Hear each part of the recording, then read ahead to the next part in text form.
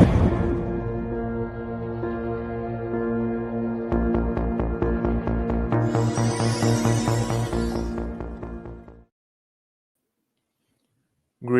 from the Asian Productivity Organization, APO.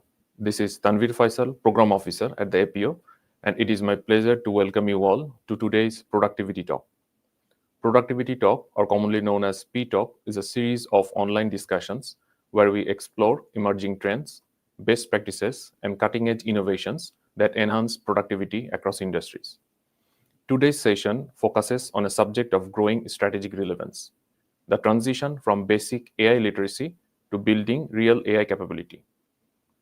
While many organizations are now familiar with common AI tools, the essential challenge lies in understanding how to apply AI responsibly, effectively, and at scale.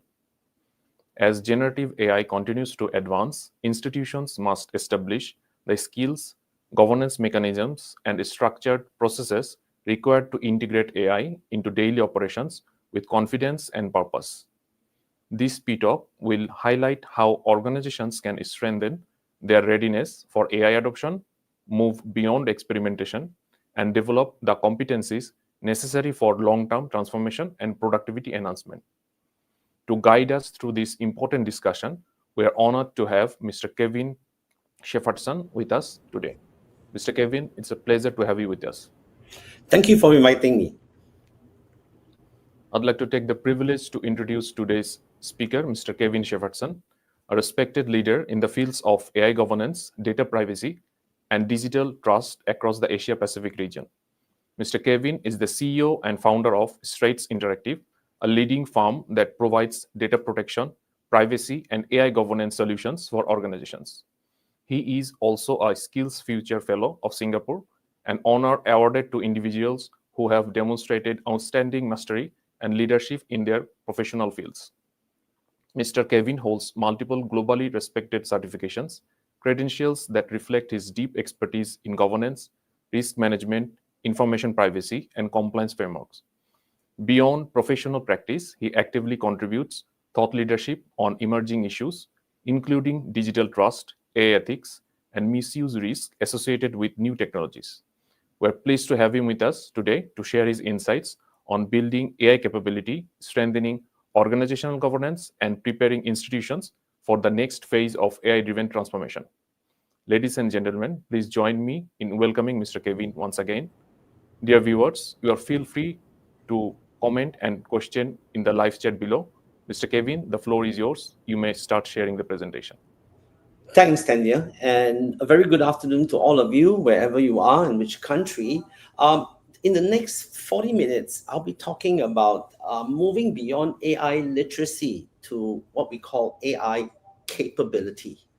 And before I move on, let me just quickly go through my quick profile, and I hope to share my experiences working on multiple projects and also looking at the area of generative AI. So this is my quick profile, and I hope to catch up with you. My LinkedIn URL is there. And I also hope to bring some of the knowledge which I have documented in two books. One is called The 99 Privacy Breaches, which documents all kinds of privacy cases. And I just recently launched a book called The AI Capability Guide. And I'm going to take some of these points to share with everyone how you can build your own AI capability, although you don't have the technical knowledge. So very quickly, I'm going to cover the overview. I think some of you are already familiar with generative AI and large language models. I want to zoom in on the impact of Gen AI, and we're going to take on the AI factory metaphor, and I will go through some use cases. A lot of my time will be spending on showing you behind the scenes of how we can move from AI literacy to AI capability. And I want to leave behind what we call the AI capability framework and 5 very important elements that organizations should take note of.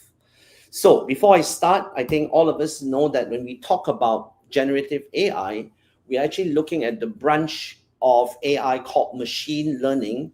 And it's from machine learning where we look at how the brain works and look at something called deep learning, which is a subset here, and it focuses on computer and human language. Now, if this did not happen, then the generative AI aspects will be very difficult, right? So these developments had all to happen first before generative AI. So before we move on in detail, let me just quickly go through generative AI.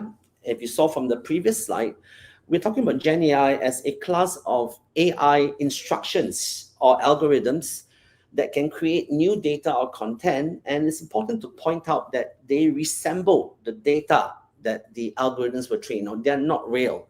They just resemble them. And of course, people are afraid because it looks so real. You can generate any of these four categories here, from text to programming code, to images, to audio and video. And what is so impressive, which I'm sure all of you agree, is that with regards to these four categories, the text is so real that it passed the Turing test. You can't even distinguish it from human written text. And similarly, the images are so realistic that they can be mistaken for real photos. And there's a lot of concerns. I'm sure everyone is aware about deep fakes, right? You can even now create a receipt from the latest engines like the Nano Banana. So you also have the ability to do audio, not just voices, but music, as well as very realistic video. So now that I've quickly given an overview of generative AI, I want to zoom in now to what exactly is a language model. Now, if we are going to be using generative AI and LLMs to help us enhance productivity, we need to first understand that the large language model is just a digital brain. And what it does, this brain is trained on lots and lots of data, and I'm going to show you where the data came from. And when the neural network actually works, it looks at the data and it identifies patterns and structures in that data. It learns that patterns. It doesn't do it by memorizing, but it actually predicts the next word. It predicts the next word based on what it has already learned. And it uses a neural network called transformers. So I thought I'd show everyone a very quick demonstration so that we don't have to be afraid of language models, because when we talk about language models, we immediately defer to the machine learning expert, right? So we wrote a program, which I wanted to show all of you, whereby, remember I said that large language models work based on pre-trained data.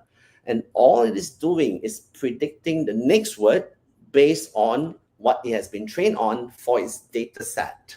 So Tanvir, if you can assist me, let's have a sentence here. What do you think, Tanvir? He walked. You might ask about cancer or any knowledge on that. Yeah, we'll move that in the next one. But what I'll do here is let's predict the next word first, and then I will take your cancer example. He walked into the forest and saw a.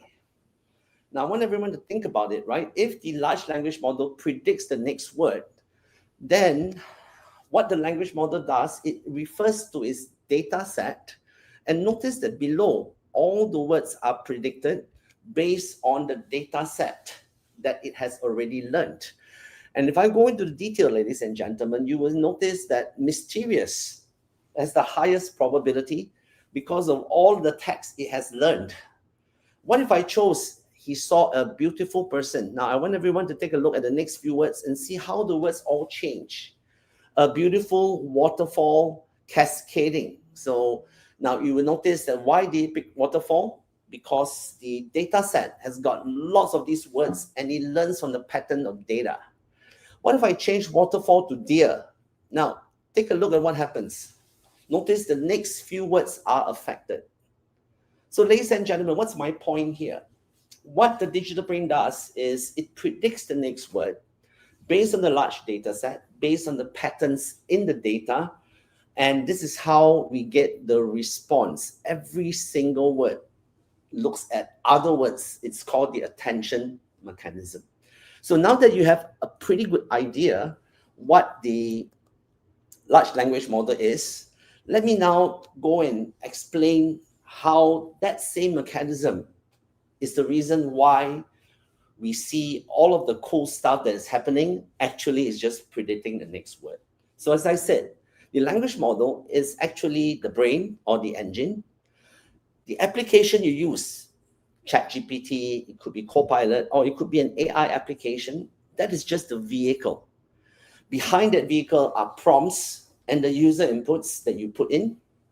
This is the one that steers the conversation. So I just want everyone to look at some of the use cases here, which any organization should be able to bring generative AI in to enhance productivity. So take a look. For human resource, you can write a job ad, you can analyze CV. A lot of them are using generative AI for customer service. You could put in all your questions, you can integrate with your CRM system, and then later I will show you an example of learning and development where this has had most impact, creating a personalized learning pathway, creating training materials, and even an AI tutor.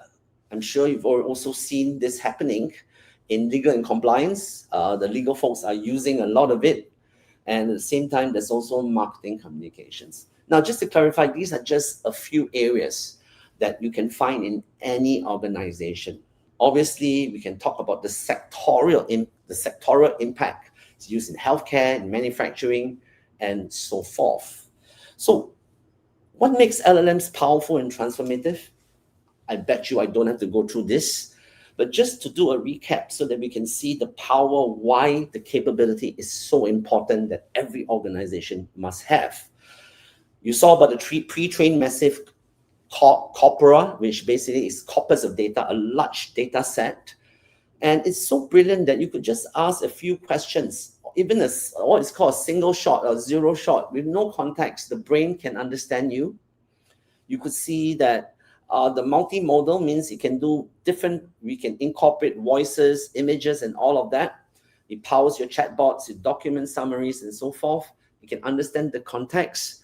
And very important, ladies and gentlemen, it basically has emergent ability to reason, to translate. And they don't need to be explicitly trained. They actually learn. So I'd like everyone to think about the impact here to your organization if you haven't already thought about digital transformation. I'm going to go through just 3 points. Think about how Gen AI can enhance productivity. How do you now streamline your operations to create operational efficiency? And if possible, use Gen AI to increase the value of your products and services.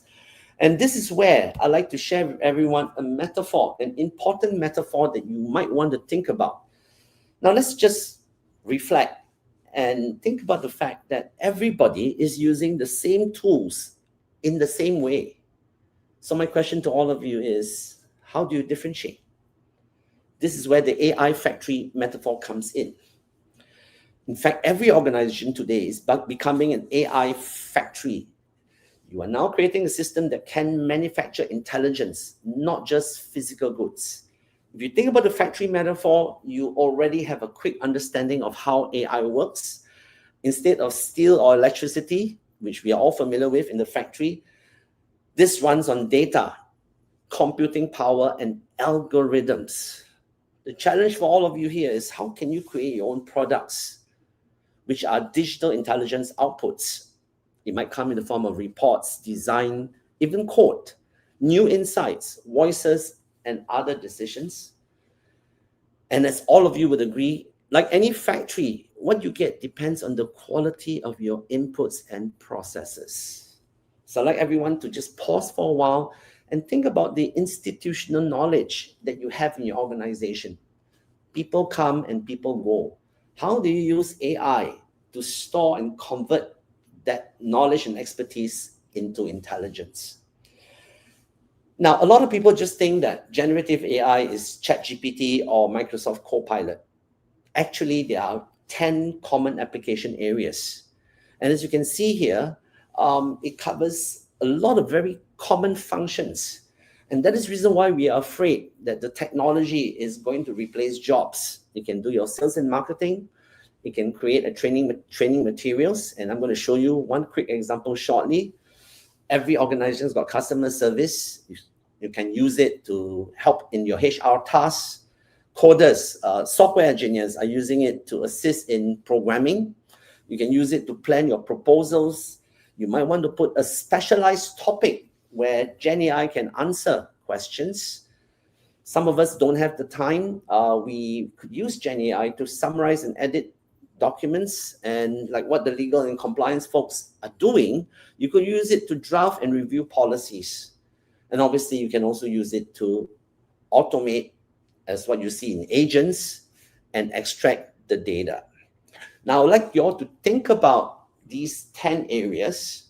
And if you have not started your AI project yet, I want everyone to think about the 5 stages that every large language model has to go through. Every LLM-powered application will need to go through this. Unfortunately, when you go for a webinar, they don't differentiate. They will just tell you what you must do.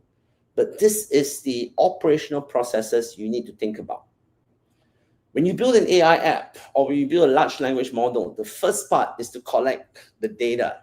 If we use the metaphor, if we want to build, let's say we want to build an AI tutor and the language model that goes along with it. Just like in AI factory, you source the raw materials. After that, you got to clean and you sort and you got to prepare the materials. You have to remember that when we talk about data, the data is not formatted. The data is dirty. You need good quality data. So metaphorically, you got to clean, sort it out. And this is where the choice of the language model kicks in. Metaphorically, it's like you are teaching workers on the assembly line on how to perform the function. And this is something that we all don't see. What we see is the application development. The developer write the application, they will design and develop the product, they will test it, and this is where the application is built. And then finally, they deploy it. Now, if we look at this from a factory metaphor, it's not difficult to understand how it all works, because the same issues, the same benefits in the factory also impacts our AI factory. Now, I'm going to show you a very interesting demonstration. But before we do that, I'd like everyone to think about where does that data actually come from? Because when you go for a lot of sessions like this, they will tell you about the value, but they don't necessarily tell you about the risks and constraints. So let's ask the basic question. Where does ChatGPT's specialized topics actually come from? I want to invite everyone to see at the major sources. The first big one, take a look, 60% of the source data comes from something called Common Crawl. That's basically the World Wide Web. It scraped everything. So anything your web pages is being fed to the model. Web text too, as you can see, is basically information and discussion forums.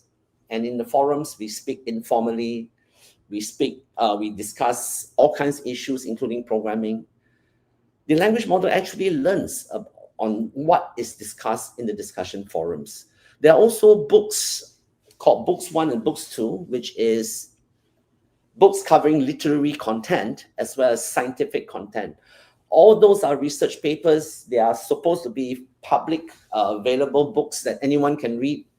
And I'm sure some of you can guess that's where the copyright issues kick in. And the entire copy of Wikipedia is actually loaded in.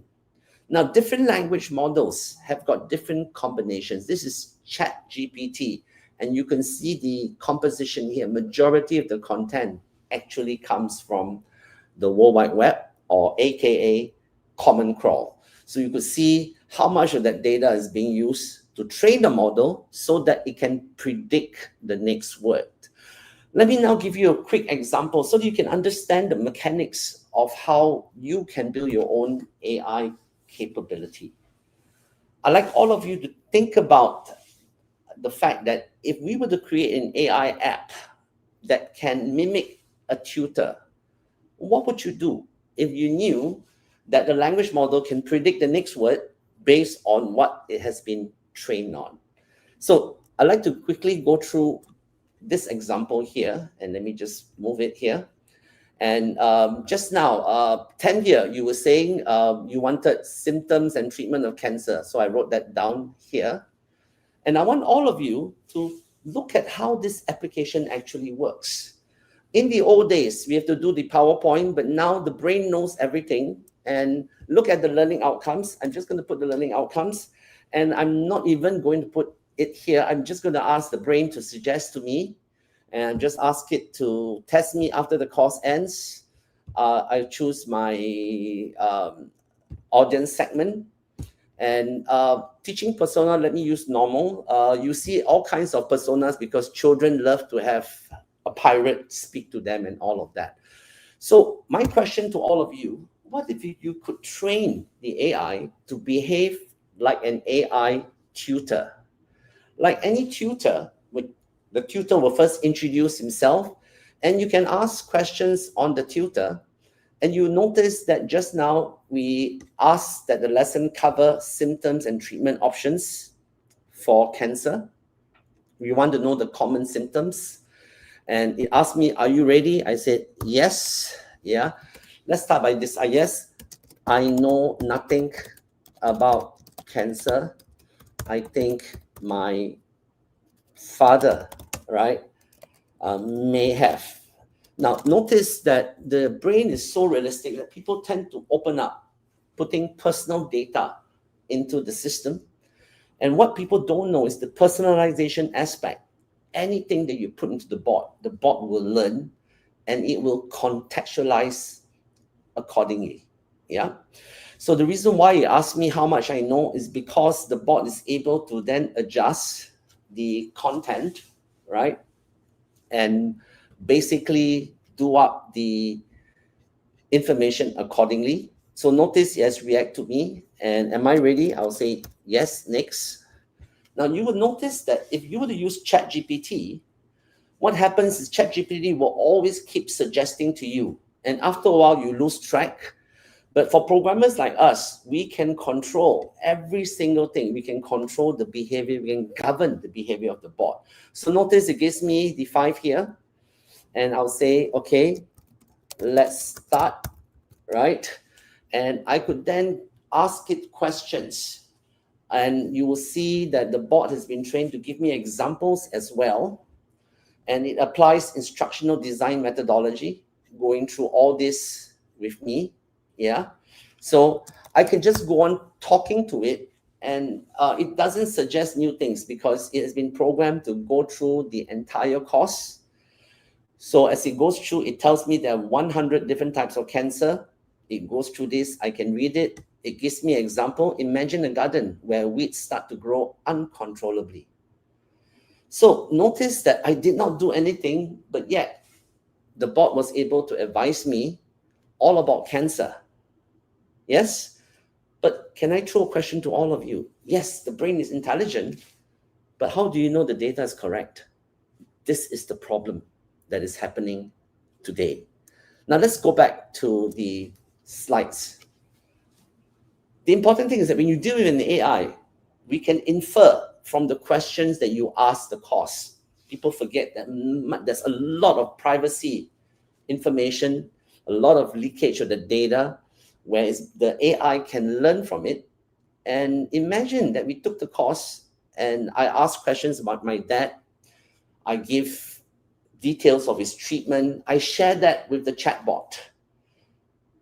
Now I want everyone to compare this to using a Google search engine. Before AI, everyone used Google. So if we were to do the same thing in Google, we ask it, tell me more about lung cancer. And I ask all of you, what can we infer from the person doing the search query? So Tanvir, I mean, since I have no one to speak here, what can we infer about the person with lung cancer here? Maybe he wants to know about any family members' Exactly. influence on that. Or maybe he has the cancer. Now, ladies and gentlemen, I want you to compare the inference that can be done from both and why, at the same time, the AI is so powerful, but yet there are risks and constraints. With web search, we can already guess who is looking up the cancer, as what you heard from Tanvir. We might know the query, we might not know the why, we might know the words that were clicked, but take a look at the chatbot. It records everything. And this is where it gets scary, right? Because the person will be sharing with the bot. There'll be advice on treatment options, everything I speak to, right? I could even infer from the character of the person, just like a teacher can infer from a tutor which areas the person is weak in, but in this case, it's cancer. So before I move on to talk about capability, I'd like everyone to think about the entire process of putting together an LLM or an AI-powered large language model. As I go through this, notice that at every stage of the development lifecycle or the AI lifecycle, the collection stage is the most scariest. You have your data privacy violations. People tend to forget. They will just put in, if you're doing a customer chatbot, people just put the recordings. No one checks the content. There could be copyrighted data. And then when you clean the data, a lot of the context could be lost because the domain expert is not involved. You get contractors to clean the data. And this is where the language model is unpredictable. To us, there's a black box. We don't really know how it works. Yes, we know it uses a neural network to predict the next word, right? So as you can see, I'm not going to go through all of these areas, but I want everyone to be conscious that when you embark on your digital transformation, your AI projects, when the moment you develop your application, this is where the ethical concerns come in. You have seen the recent breaches where companies are using your data to train the model. People don't test enough. And then finally, as you can guess, when we roll it all out, as we have just seen, I might abuse, the developer might abuse the application. There are privacy security issues, there's leakage issues, and so forth. So ladies and gentlemen, let's take a step back and let's go back to the AI factory. And even before we go deep with Gen AI, these are the 10 applications that every organization should be thinking about, because these are easy wins for you, right? You should think about how the application areas can be enhanced to improve productivity, and how you could take your own institutional knowledge to build all these areas here. But here's the problem, ladies and gentlemen. The AI transformation is challenging because majority of us are not programmers. We're not coders. We're not even that IT savvy, especially the youngsters that we know today. Many of the workers today are in the 80% non-technical. They are feeling left behind. Most of the AI is being generated by experts, data scientists, programmers, machine learning experts, and so forth. So there are low adoption because AI is complex. But most concerning about, as you can see here, is job displacement. People are concerned. We need to, however, differentiate between AI automation and AI augmentation. So in today's topic, when we talk about AI literacy to AI capability, my question to all of you here is, what if we flip the equation? What if we enable the domain experts, the subject matter experts, to become AI creators? Because as you saw from the project just now, that topic about cancer can only be successful if a doctor is involved. Whatever projects, a tuition center might teach about science, might teach about history, there should be a domain expert. And yet these people are not being involved because they are afraid that their jobs will be lost. So we can enable this 80%, ladies and gentlemen. Think about the wave of relevant practical AI solutions. They're not bogged down by being able to learn about programming and all of that. Instead, you see faster innovation, exponential productivity gains, and you can then scale your human expertise. I'd like to point this direction to all of you, that next year you're going to see something called the AI bilingualist. It's basically a non-tech professional who knows the language of business, who knows the language of your own subject matter area, and you combine that with the practicality of AI. So, for those of you who are planning your projects today, I'd like to encourage you to go beyond AI literacy because everyone is doing it. And when we define literacy, we're defining literacy as skills and knowledge.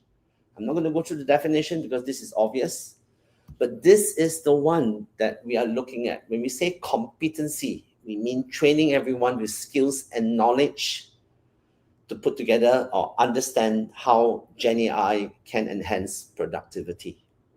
But this alone is not enough, ladies and gentlemen.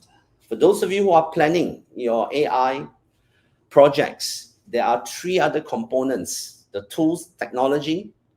You have to understand how the AI relates to your business processes, and you must have the transformation mindset, the ability to respond to these changes. So if you're not thought through, ladies and gentlemen, can you see the difference?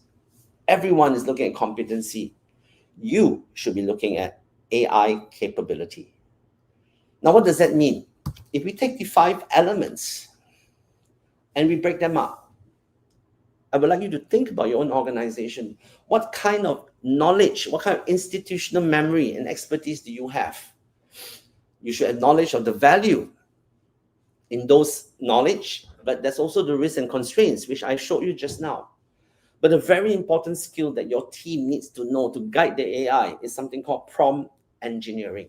Those are simple English instructions, which I'm going to demonstrate shortly.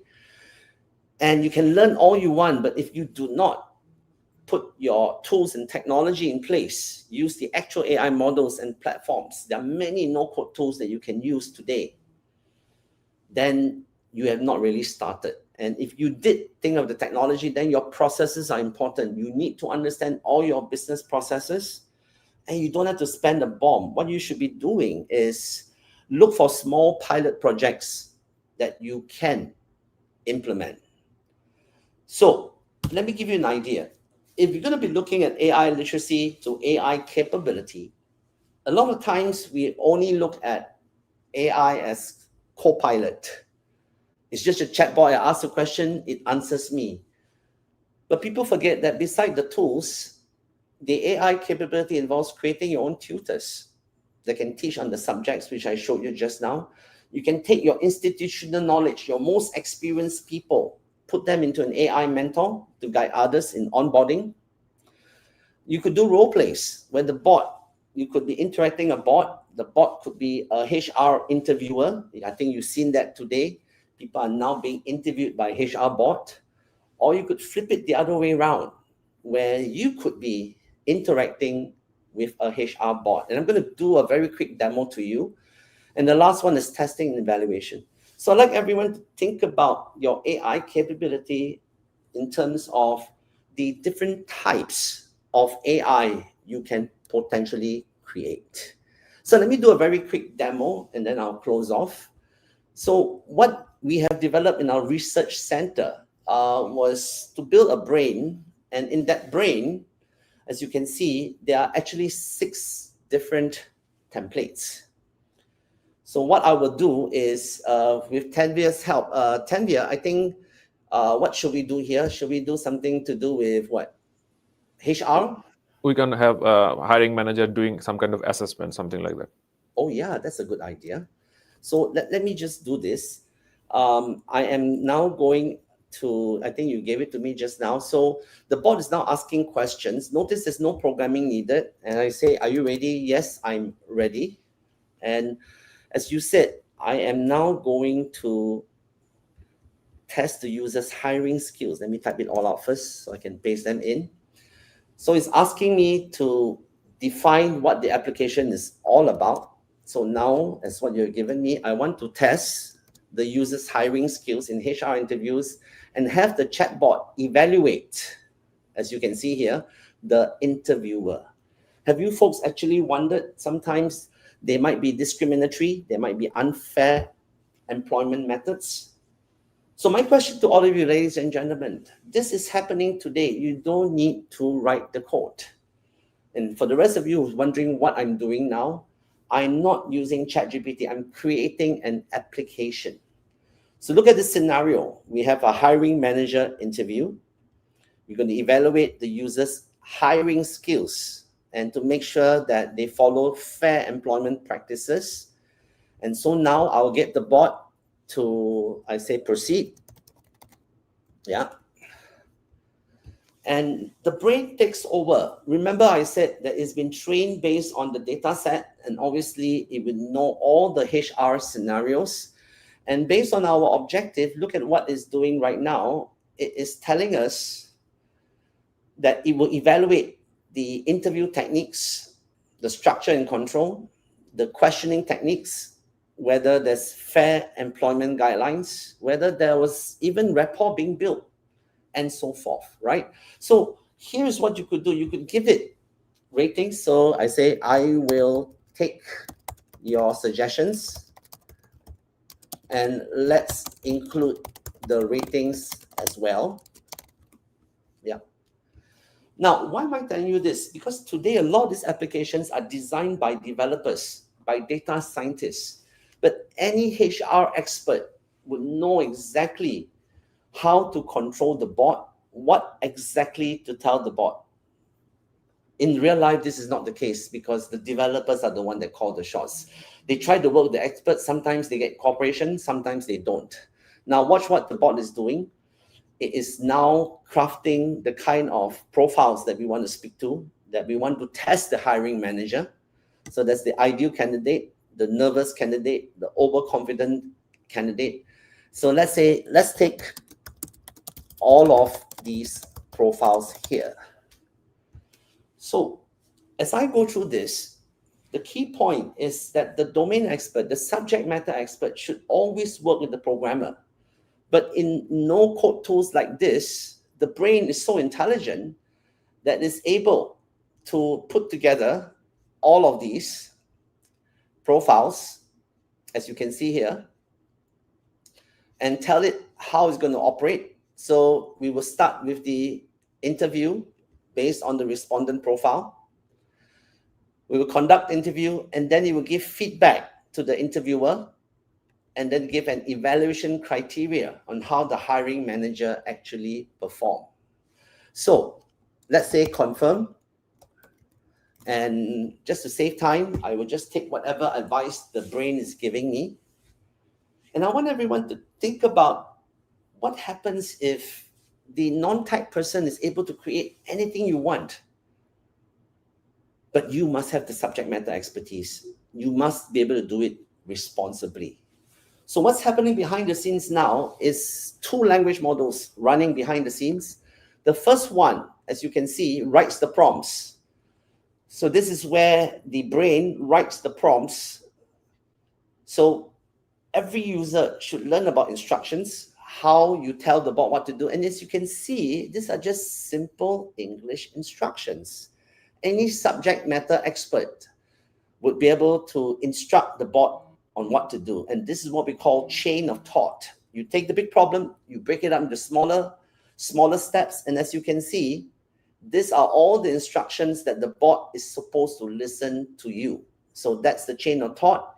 We have rules in terms of how the bot should behave. Yet many developers are not aware that these bots are all very gullible. You need to govern their behavior and so forth.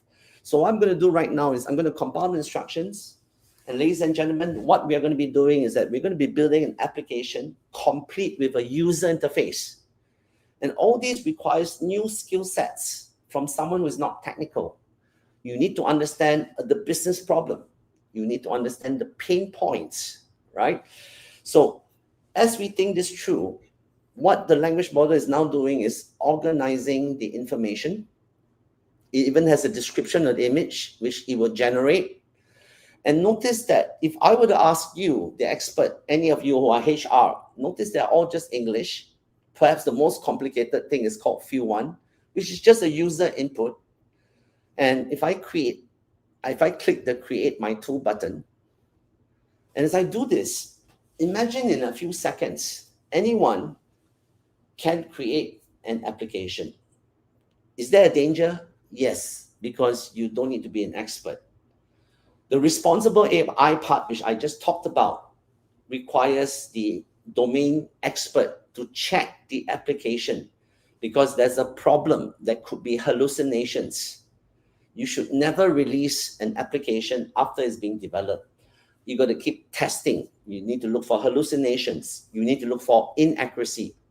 So as you can see on the screen, what we now have is an app called the Interview AI. And if I launch the application, watch what happens. It actually builds an application complete with a respondent profile. And let's talk about nervous candidate. And you could see that I didn't even have to write the code. What we have is a role play, and the bot will immediately work. Now, due to the lack of time, I'm not going to run this through, but let me give you a glimpse of how scary this is, right? So you'll be playing the role of an interviewer, and I will be the interviewee. I will be embodying the persona of a qualified but anxious candidate. Are you ready? Yes. So this is where we could bring voice in, which I'm not going to do. And you can't cheat in the role play because all your actions are being recorded. So just to give you an idea, to set the context, let's assume you're interviewing for a marketing coordinator. I'll introduce myself, and then you say, hello, my name is Alex. I'm excited to be here. I have a background in marketing. And then you can continue talking. Hello, Alex. Yes. Please start by telling me your achievements. And as I go through this, the brain is recording all of those activities here, as you can see. Yeah. So this is what we mean by actually looking at the bot. And before I just take a few minutes to close up, I hope everyone has got an idea. But here's the thing, there are risks in the application. So when I created the chatbot, you will notice that I can now modify. Most of the coding tools can do that today. You can change the instructions. You could change the language model, which is what the programmer does. So I hope I've given everyone an idea. But in our research center, we've actually gone one step further. We can analyze the risks. We can generate privacy policies. We can look at how much the LLM will cost, how to optimize the bot. And just very quickly, before I go back to the presentation, what if, after we develop the app, do companies even analyze potential risks that is applicable? Because what we just did was an app simulating a role play in HR, which is considered high risk under the EU AI Act. But what if you could analyze it and then guide the non-technical expert in terms of what needs to be done? Then that's how we can potentially bring responsible AI. Yeah. I'm just going to take a few more minutes and then I'll do a quick close up. And as you can see, today people forget, everyone is just creating the applications, but they are not conscious of where the risks are. And this is where companies, when you create your application, you should not just look at the value, but you should also look at the risks and the constraints at the same time. I'll just wait for a few seconds. If it doesn't, okay, now the report is up. Now, recall we just built, right, Tanvir, we just built a HR bot, right, to check the hiring manager. And as you can see, what if the application could also tell you where the risks are? And without going too much detail, notice that it tells you what are the risks, and the highest recommendations implement a clear user-facing disclaimer about the tool's limitation and your retention policy. So the report goes on to tell you what you should look out for, what data you're collecting, and I'm not going to go through this, but as you can see, It will tell you what's wrong with your app. Now, companies, when you design your applications for your AI capability, you need to be aware and address all of these risks. For example, take a look. Suggested new rules for the developer to put in. At the start of the conversation, you must state, as an AI, I'm not a legal expert. This simulation is for education purposes only. So, ladies and gentlemen, I hope I've given you an idea of what is possible today. People tend to create applications, but nobody actually analyzes the risks, or if they do, it's in the domain of the technical folks as opposed to the domain experts. So I just want to frame this whole thought with you. It is our job to create computing technology such that nobody has to program, and that the programming language is human. One more time, the programming language is human. So if you're going to think about AI capability, I'd like to encourage all of you to move beyond competency, look at capability. And why does it matter? For those of you who are watching this presentation, you can see that the capability equips people with the means to solve problems, create value, and you can be competitive in your careers. For organizations, it means enhanced productivity, operational efficiency, and enhancing the value of your products and services. Now, I just want to close off the presentation by getting all of you to think about AI capability instead of competency. Here's the mistake that most organizations are doing. By the way, I've got nothing against Microsoft. This can be any company. Most organizations will implement the technology, but guess what? The staff are not trained in the skills. They don't know the prompt engineering. They are not aware of the value, the risks, and the constraints. No training is conducted.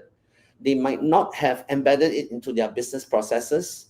Yes, they've taken a big step in their transformation.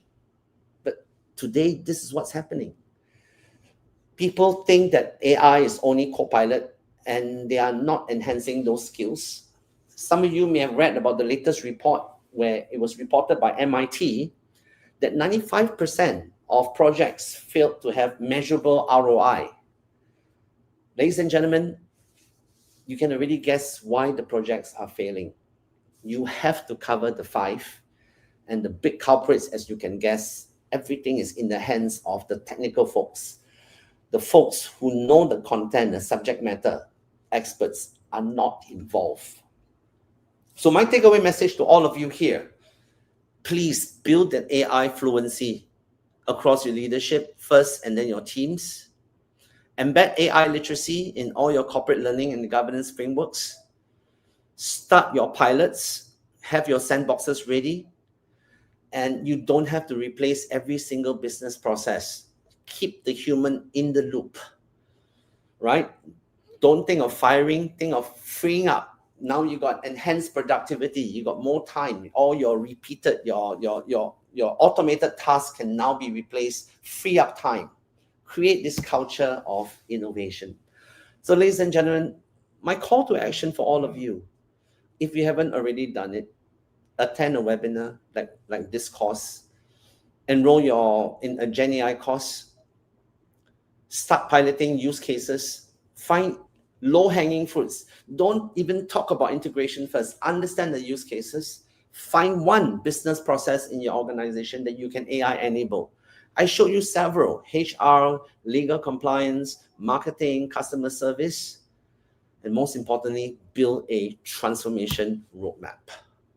So, ladies and gentlemen, let me just close off by reminding everyone, don't stay with AI literacy. That's not getting you competitive. Move beyond AI literacy. Build this sustainable AI capability. Go back to your non-tech folks. They are feeling very threatened now. They are worried that their jobs may be lost. Go back and see how we can turn them into AI bilinguals. How do we write on that knowledge that they already have to make the project successful? Because they are the critical success factor. And as I showed you, ladies and gentlemen, any app that you build, there are risks that you should be thinking about. So to close out, ladies and gentlemen, I'd like to pose a question to all of you. Are you ready to start creating your own AI factory? If you do, Good luck to you. And thank you so much. Thank you very much, Mr. Kevin, for your insightful and comprehensive presentation.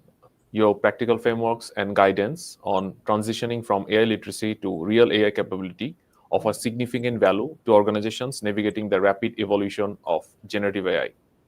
Would like to now proceed to the question and answer session. We have a few structured questions. The first one would be, how can an organization practically assess where it stands between basic AI literacy and true AI capability? Maybe to answer this question, I'd like to, if it's okay, Tamia, to go back to the slide, one of the very important slides that to assess that capability, there is actually a checklist that I'd like everyone to look at. So let me just bring you there right now. Please, yeah. Yeah, so if you go back to the slide, you will notice that this is the 5 that you should be looking at. Yep. Please, yeah. Where are you? If you look at all 5 elements, don't just look at knowledge and skills, but that's literacy. So I like to remind everyone that you should be looking at all 5 elements. You can do your own rating and then decide your readiness, but you must cover all 5. I hope that answers the question, Tanvir. Sure, thank you.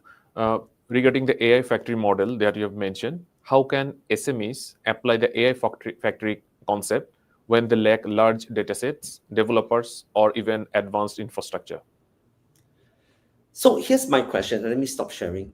Yeah, let's not deceive ourselves, because most SMEs don't necessarily have the technical expertise. Tanvir, would you agree? Yeah, just to run your own AI backend, you need to have your machine learning, machine DevOps folks, which actually costs a lot of money. Yeah. What you should be doing is you should be looking at ready-made GenAI platforms like Microsoft Copilot 365, or you might have the Gemini platform, or even the platform I showed you called Capybara. Use this because you don't need technical knowledge. These are SaaS platforms, right? That you just pay for a subscription, so you don't have to be bogged down by the complexity of your large data set. You don't want to do that. You want to be dealing with all the tools already made available to you. And I showed you that you don't necessarily need the full development capability. There are no coding tools available, which can be found in all these platforms that I just shared. Thank you for that. The third question that we'd like to share with you, what are the initial steps organizations should take to enable non-technical staff to become effective AI creator? I think the first thing we can do is let's take stock with our staff. Where are all your knowledge and your expertise, right? Who are the ones? Because as I said earlier, people come and people go. I mean, they walk away with your precious knowledge, your IP, knowledge of your work processes. So that's the first thing you want to do. And after that, send them for basic courses first. Remember, I talked about literacy. Get them to learn about skills and knowledge, prompt engineering. And then after that, bring them into the AI project, which then covers all 5 elements which I discussed just now. Thank you for that.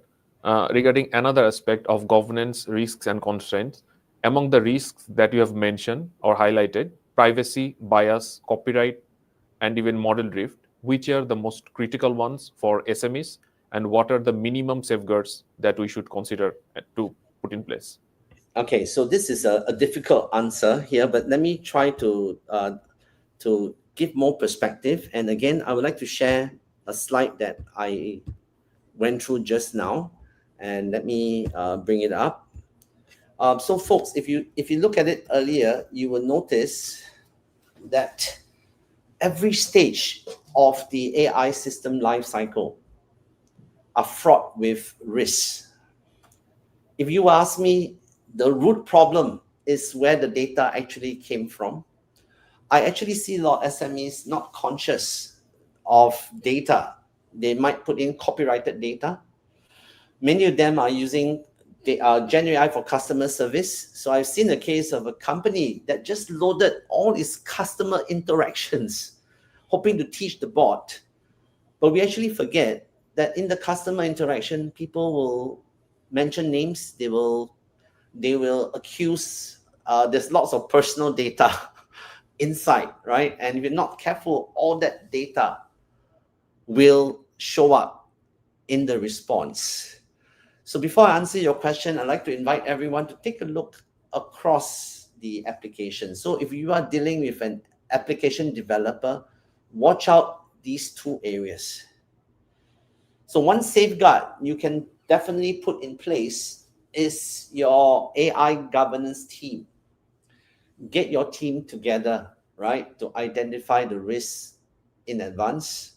There are frameworks like in Singapore, we have the AI model governance framework. For those of you in ISO, there is an ISO 42001, which is basically an information system to govern AI. Back to you, Tanvir. Thank you, Mr. Kevin, for addressing these questions and for sharing a clear approach to building AI capability within organizations. Now, would like to receive some questions from the live chat in YouTube. Would like to share those questions on the screen. The first one being trusted and governed. So, would like to request your feedback on that. So let me see the question. Trusted and governed is a key goal, right? How do you balance the need for governance and guardrails with the desire to encourage grassroots innovation and avoid stifling experimentation? That's a very good question. Now, when we get involved in an AI project, the first thing that you need to do is to build trust with the user, right? And even before anyone uses your AI, some of them are very conscious. They might want to read your terms of use. They might want to read your privacy policy. But from an operational perspective, if you want to build a trusted application, in all the projects I have, I always tell my consultants, if it can't even answer a simple question correctly, do you think the user will continue?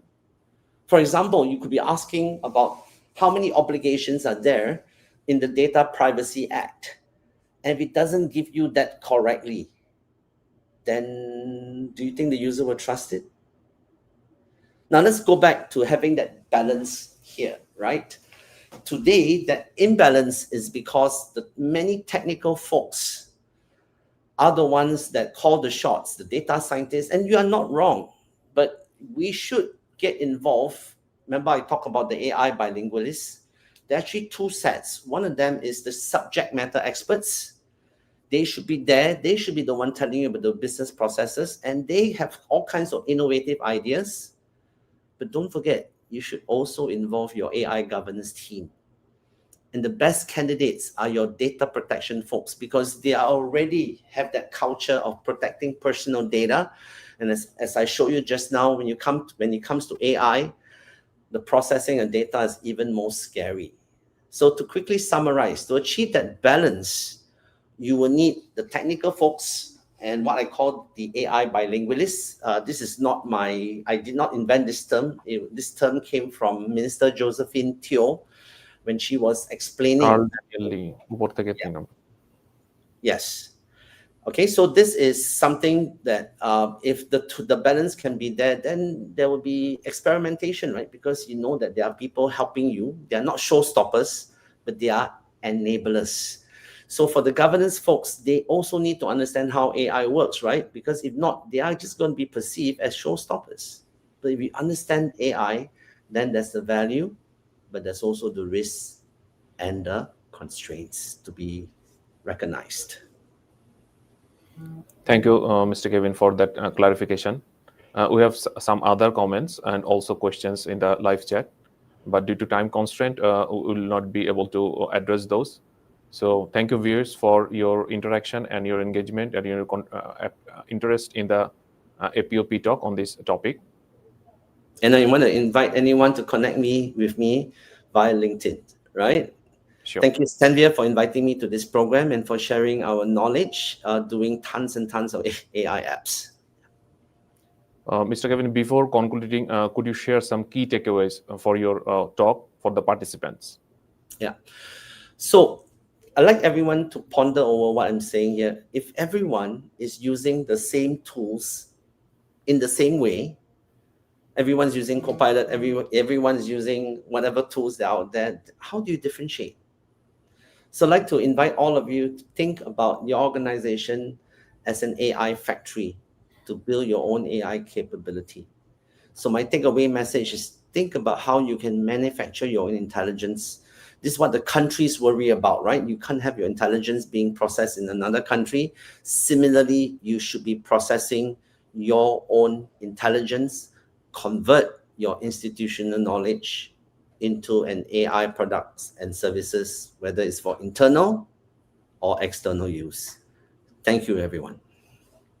Thank you, Mr. Kevin, for your contribution in the SP talk. To our audience, your engagement and participation have enriched this session. Let's transform today's insights into actionable strategies in our respective fields. The shift from AI literacy to true AI capability is now essential for every organization seeking to stay competitive. It is not only about understanding AI tools, but about developing the governance, skills, and processes needed to use them responsibly and effectively. As generative AI continues to reshape industries, organizations that invest in capability building, workforce upskilling, and safe enterprise ready AI adoption will be best positioned to innovate and thrive. By strengthening internal readiness and empowering teams to work confidently with AI, institutions across APO member economies can harness AI's full potential for productivity and transformation. With that, we'd like to conclude today's productivity talk. Thank you for joining us, and we look forward to seeing you at the next APO productivity talk. Have a great day.